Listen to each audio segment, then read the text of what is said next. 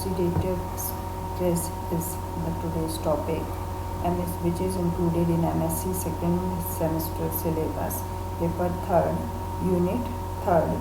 Myself Dr. Vipla Kohli, professor in botany, department government science college Raipur. आज का जो topic है स्ट्रेस फिजियोलॉजी के अंतर्गत आता है। तो स्ट्रेस ऑक्सीडेटिव स्ट्रेस पढ़ने के पहले हमको स्ट्रेस फिजियोलॉजी क्या है, स्ट्रेस क्या है, इसके बारे में जानना जरूरी होगा। तो stress physiology is a branch of environmental physiology and is concern with how plants and animals respond to environmental conditions that deviate significantly from those that are optimal for the organism in general. Plants are frequently exposed to environmental stress. Some environmental factors such as air temperature can become stressful for plant just a few minutes, and other factors such as soil water may take days to weeks to develop stress, and some factors soil minerals deficiency can take months to become stressful for plants. The definition of stress, we can define stress is as an external factor that exerts disadvantageous influence on the plants. वो सारे external factors जो plant की growth को प्रभावित करते हैं, उन सब फैक्टर्स को हम स्ट्रेस कहते हैं। Levitt suggested that biological stress is any change in environmental conditions that adversely alter plant growth और development. Biological strain is the reduced और changed function of plant resulting from the stress. अब यहाँ पर दो term है, stress और strain. Stress is a factor that affect the growth and development of plant, where is strain is the changed function resulting from the stress. For example, plant suddenly reduces light levels. यदि plant के सामने light को reduce कर दिया जाता है तो rate of photosynthesis तुरंत रिड्यूस हो जाती है। According to Levitt definition, reduce light level is a factor and it is known as stress, and the reduce rate of photosynthesis is effect या result of stress is known as strain. जितने भी environmental factors हैं वो सारे के सारे environmental factors सभी plants के लिए स्ट्रेसफुल नहीं होते हैं। For example, the environment that is stressful for one plant may not be stressful for another. For example, payasam sativum and glycine max grow best at 20 degree centigrade and 30 degree centigrade. Means payasam sativum grow best at 20 degree centigrade and glycine max grow at 30 degree centigrade. As temperature increases, the pea shows sign of heat stress which much sooner than the soybean. So we can say that soybean has greater heat stress tolerance as compared to Physum sativum. In most cases, stress is measured in relation to plant survival, crop yield, growth. हम plant में stress के symptoms या लक्षण develop हो रहे हैं वो हम किस तरीके से मेज़र कर सकते हैं। प्लांट की सर्वाइवल रेट क्या है, क्रॉप यील्ड क्या है, ग्रोथ मीन्स उसका बायोमास किस तरीके से बढ़ रहा है या घट रहा है। इन सारे मेजरमेंट के आधार पर हम स्ट्रेस को देखते हैं। What is strain? We know that strain is a reduced or changed function of plant cell due to stress. It is of two types. First is elastic and second is plastic strain. Elastic strain, it is a temporary result, a temporary effect on the plant body which can return to the optimal level when conditions return to the best situated to the organism. Plastic strain is those changes in an organism that cannot return to normal form, means this type of strain is permanent changes in plant body. There is some types of stress on the basis of the factors that produce stress in plants. Stress is divided into two parts, biotic stress and abiotic stress. All those factors which are living, such as microorganisms, herbivores, insects, weeds, are included in biotic stress. Abiotic stress is produced due to the environmental factors, physical factor, climatic factors. जो हम जानते हैं कि environmental factors में temperature, water, salt, बहुत सारे अलग अलग फैक्टर्स इसके अंतर्गत आते हैं. तो इसलिए एबायोटिक स्ट्रेस के अंदर अलग अलग प्रकार के हमको स्ट्रेस देखने को मिलेंगे. सबसे फर्स्ट है यहाँ पर extremes of temperature. It is due to changes in the temperature. Temperature change के कारण डेवलप होने वाले जो स्ट्रेस होंगे वो इसके अंतर्गत स्टडी किए जाते हैं. एक्सेस वाटर लॉगिंग या flooding condition, anoxia condition. Third is water stress, here drought means water deficiency के कारण डेवलप होने वाला स्ट्रेस. नेक्स्ट है salinity, changes in the quantity of salt in the soil. Extremes of nutrients की extreme, चाहे lower limit हो या higher limits, दोनों कंडीशन प्लांट ग्रोथ के लिए फेवरेबल नहीं होती हैं और ये स्ट्रेस डेवलप कर देती हैं. नेक्स्ट है radiation. Allelochemicals means herbicides, pesticides, pollutants के यूज़ के द्वारा जो स्ट्रेस प्लांट के लिए डेवलप होता है वो इसके अंतर्गत स्टडी किया जाता है. Oxidative stress and heavy metal stress is due to accumulation of heavy metals in the cells of plant body. Now oxidative stress. Oxidative stress is induced by a wide range of factors including UV radiation stress, pathogen infection या hypersensitive reaction, herbicide action and oxygen shortage और oxygen deficiency. ये oxygen की deficiency कई प्रकार से हो सकती है. जनरली जो प्लांट्स हैं उनमें एरियल पार्ट्स में या हम कहें एरियल सिस्टम में ऑक्सीजन की डेफिशिएंसी कम फेस की जाती है प्लांट्स के द्वारा, जबकि अंडरग्राउंड जो रीजन है या underground part of stem, root system है, अंडरग्राउंड स्टेम है, यहाँ पर ऑक्सीजन डेफिशिएंसी ज़्यादा फेस की जाती है सिस्टम के द्वारा, क्योंकि यहाँ पर कंडीशन अगर वाटर लॉगिंग कंडीशन हो गई या फ्लडेड कंडीशन, वहाँ पर ऑक्सीजन की शॉर्टेज डेवलप या डेफिशिएंसी डेवलप हो जाती है. When there is accumulation of activated free oxygen radical, this type of stress is called as oxidative stress. Reactive oxygen species is commonly produced in hypoxia condition of the stress. During oxidative stress, ROS या reactive oxygen species, hydrogen peroxide H2O2 and superoxide are produced in number of cellular reactions. Oxygen level, stress में oxygen level के आधार पर plants में physiological अलग अलग 3 stages देखने को मिलती हैं. Hypoxia, anoxia stage, reoxygenation stage. Hypoxia stage में पार्टली ऑक्सीजन डेफिशिएंसी पाई जाती है, जबकि एनॉक्सिया स्टेज में कंप्लीटली या लेकिंग ऑफ ऑक्सीजन ऑब्जर्व की जाती है.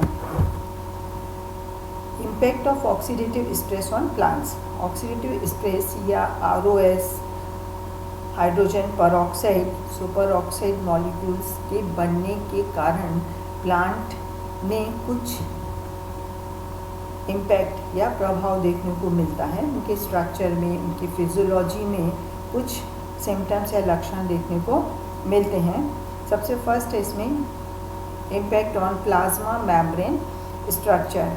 तो सामान्यतः ऑक्सीडेटिव स्ट्रेस या जो फ्री रेडिकल का प्रोडक्शन ऑक्सीडेटिव स्ट्रेस में होता है, उस समय इन फ्री रेडिकल के द्वारा मेम्ब्रेन में उपस्थित प्रोटीन, लिपिड्स, कार्बोहाइड्रेट पर सबसे ज़्यादा प्रभाव पड़ता है। ये प्रोटीन, कार्बोहाइड्रेट, लिपिड्स यहाँ पर ब्रेक डाउन हो जाते हैं और ये नॉर्मल फंक्शन नहीं कर पाते हैं। These reactive oxygen species break down important structures such as proteins of membrane, preventing them from functioning properly. Protein यदि अपनी प्रॉपर्टी रिड्यूस कर देता है, ख़त्म कर देता है, तो उसके द्वारा फंक्शन नहीं किया जाता है, क्योंकि proteins are a long polypeptide chain of amino acids. ये एमिनो एसिड्स पेप्टाइड बॉन्ड के द्वारा एक दूसरे से जुड़कर एक लंबी चेन बनाते हैं, जिसको प्रोटीन कहा जाता है। पर फ्री रेडिकल के द्वारा ये पॉलीपेप्टाइड चेन टूट जाती, मॉडिफाई हो जाती है, छोटे छोटे फ्रेगमेंट्स में डिवाइड हो जाती है, इसलिए प्रोटीन का नेचर चेंज हो जाता है। प्रोटीन के नेचर चेंज होने से प्लाज्मा मेम्ब्रेन अपना फंक्शन प्रॉपरली नहीं कर पाती है। इसी प्रकार जो लिपिड्स हैं, जो कि फॉस्फोलिपिड, ग्लाइकोलिपिड्स के द्वारा बने हुए होते हैं, यहाँ पर ऑक्सीडेशन की होता है इनका, और ये ऑक्सीडेशन की प्रोसेस यहाँ पर 3 स्टेप्स में कंप्लीट होती है। इनिशिएशन, प्रोपगेशन और टर्मिनेशन के द्वारा यहाँ लिपिड का परऑक्सीडेशन हो जाता है और ये भी अपना फंक्शन लॉस कर देते हैं। नेक्स्ट है roots are damaged in anoxic environment. अब ये एनॉक्सिक एनवायरनमेंट क्या होता है? जब रूट के सराउंडिंग मीडियम में, रूट के सराउंडिंग मीडियम मीन सॉइल के अंदर, सॉइल में जो छोटे छोटे पोर्स पाए जाते हैं, वहाँ पर जनरली गैस या एयर पाई जाती है। पर यदि वाटर लॉगिंग की कंडीशन, पानी की बहुत ज़्यादा मात्रा अगर आ जाती है, फ्लड कंडीशन हो जाती है, तब उन छोटे छोटे पोर्स में पानी भर जाता है और वहाँ पर गैस का डिफ्यूज़न प्रॉपर नहीं हो पाता है। तो इस स्थिति में वहाँ पर ऑक्सीजन की अनअवेलेबिलिटी के कारण कंडीशन एनॉक्सिक हो जाती है और वहाँ पर ऑक्सीजन का डिप्लीशन शुरू हो जाता है। The pressure of oxygen at which the rate of respiration is first slowed by oxygen deficiency is called critical oxygen pressure, COP। Means oxygen की का वो प्रेशर जहाँ पर सबसे पहले रेट ऑफ रेस्पिरेशन कम होने लगता है, उस प्रेशर को हम क्रिटिकल ऑक्सीजन प्रेशर कहते हैं।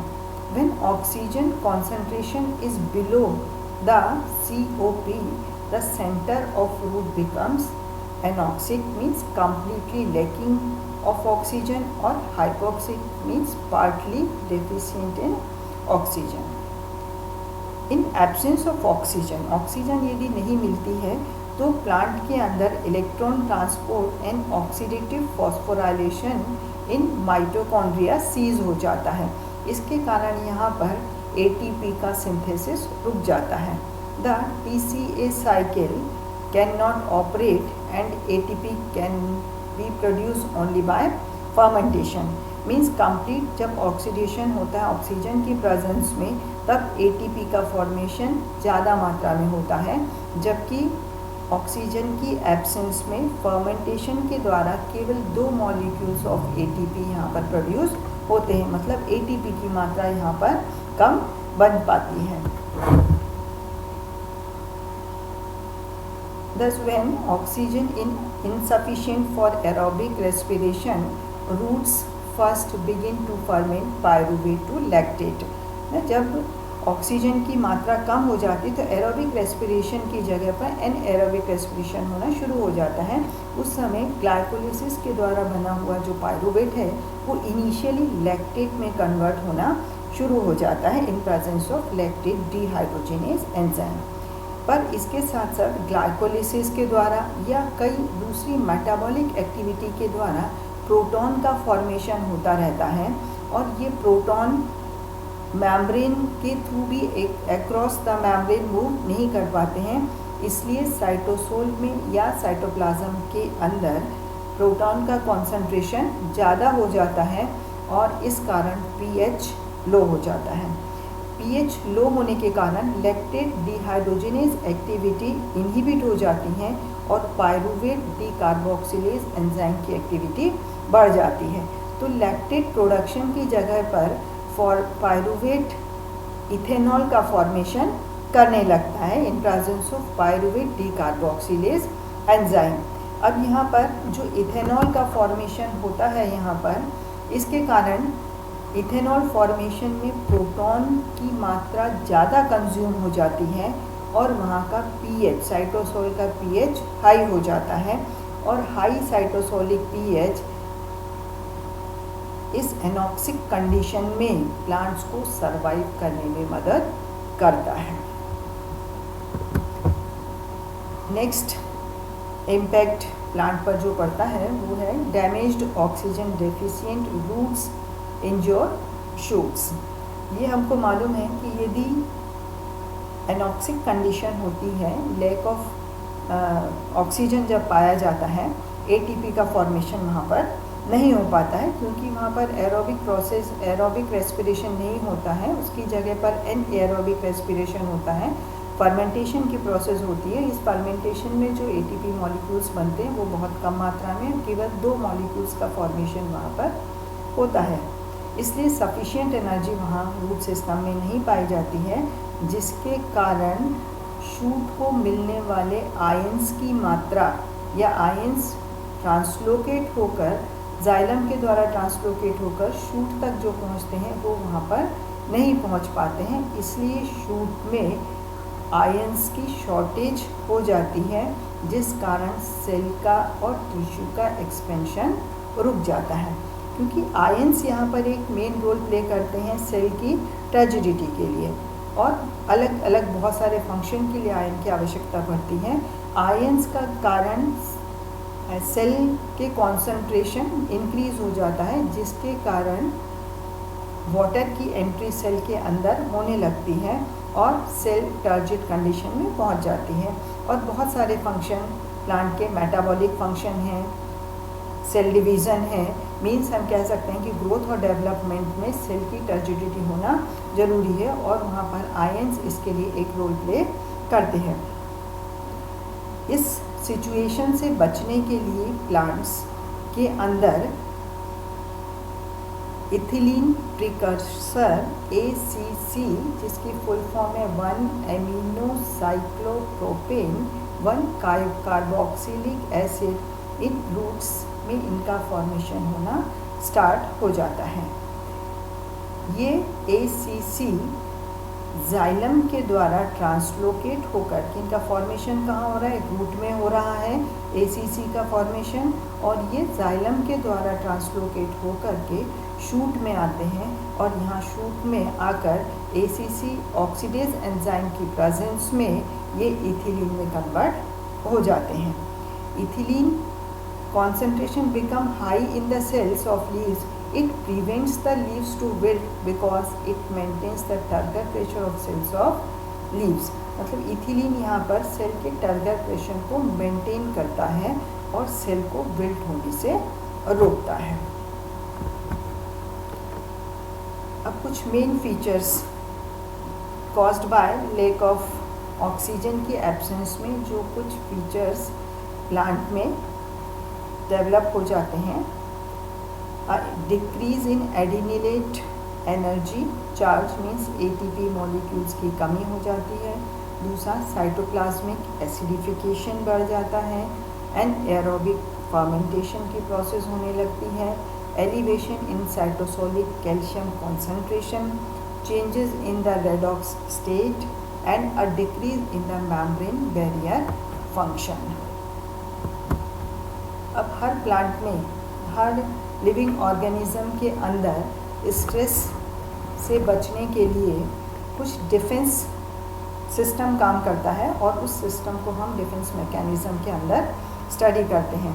तो यहाँ पर ये प्लांट्स भी कुछ स्ट्रेस से बचने के लिए कुछ स्ट्रेटजीज प्लान करते हैं और इन स्ट्रेटजीज के द्वारा ही ये प्लांट्स इस ऑक्सीडेटिव स्ट्रेस या डिफरेंट स्ट्रेस में अपने को आपको प्रोटेक्ट और सर्वाइव कर पाते हैं।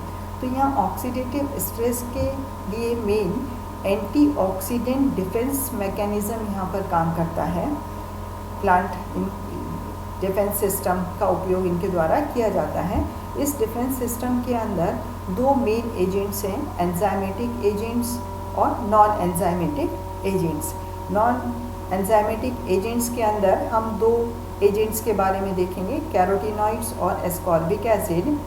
एंजाइमेटिक एजेंट्स में super oxide dismutase enzymes, catalase, glutathione, ये तीन एंजाइमेटिक एजेंट्स के बारे में हम देखेंगे। इन एजेंट्स का मेन काम होता है कि ये एंटीऑक्सीडेंट के रूप में काम करें और जो फ्री रेडिकल यहाँ पर पाए जा रहे हैं उनका रिमूवल इनके द्वारा किया जाता है। H2O2 का जो फॉर्मेशन हो रहा है उस H2O2 को ब्रेक करके H2O और ऑक्सीजन में कन्वर्ट करने का मेन फंक्शन इनके द्वारा किया जाता है। एंजाइमेटिक एजेंट्स फर्स्ट है इसमें सुपर ऑक्साइड डिस्म्यूटेज एंजाइम्स। ये फ्री रेडिकल रिमूवर कहलाता है। ये डिफेंस अगेंस्ट ऑक्सीडेटिव स्ट्रेस के अंदर ये फ्री रेडिकल रिमूवर के रूप में काम करता है। This enzyme requires different metal cofactors की आवश्यकता होती है। At least one of them the metal copper, zinc, iron, manganese, इनमें एक मेटल इनमें से होना एक जरूरी होता है, तभी अपनी एक्टिविटी शो कर पाता है।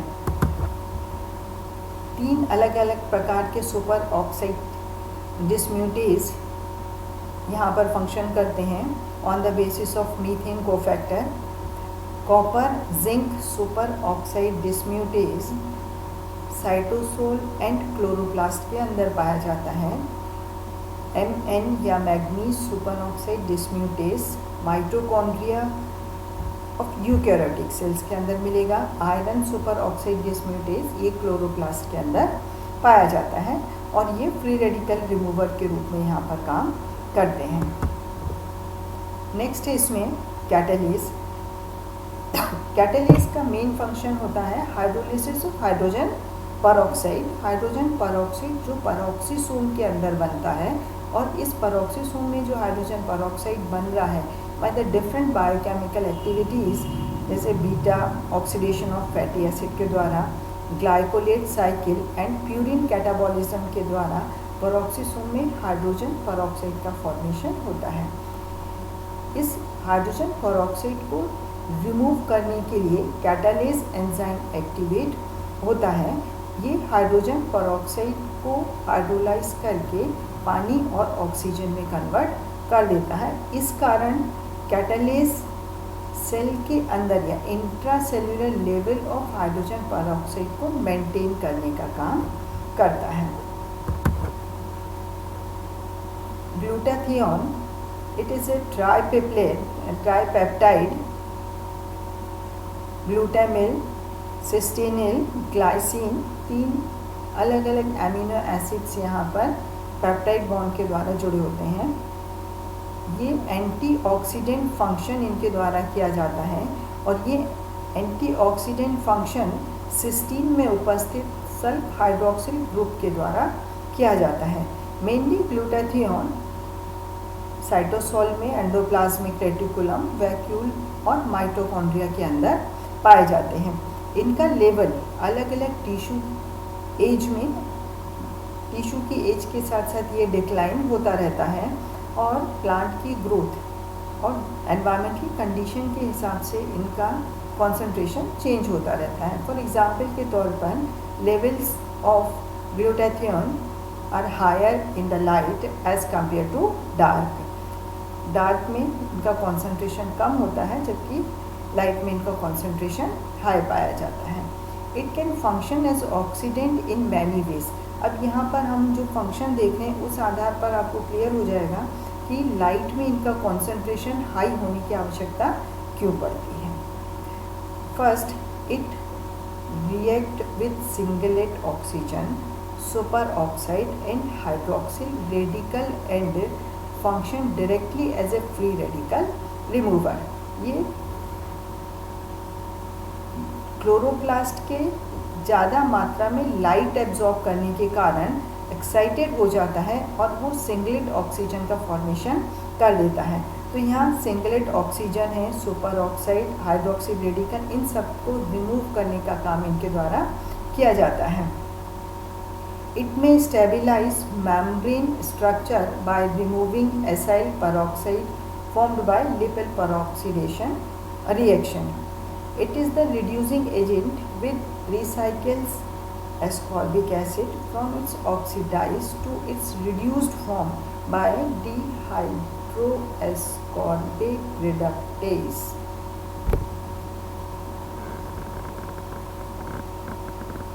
मीन्स ये यहाँ पर रिड्यूसिंग एजेंट के रूप में भी यहाँ पर ये काम करता है।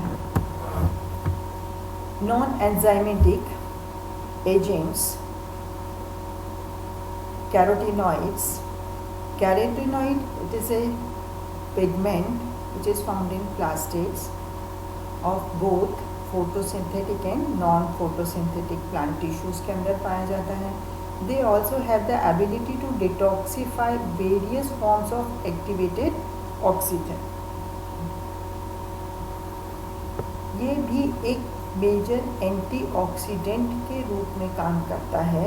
ये कैरोटीनॉइड्स क्लोरोप्लास्ट को हाई टेम्परेचर से प्रोटेक्ट करने का काम भी करते हैं। It can protect the photosystem in 4 ways, 4 अलग अलग तरीके से ये प्रोटेक्ट करते हैं।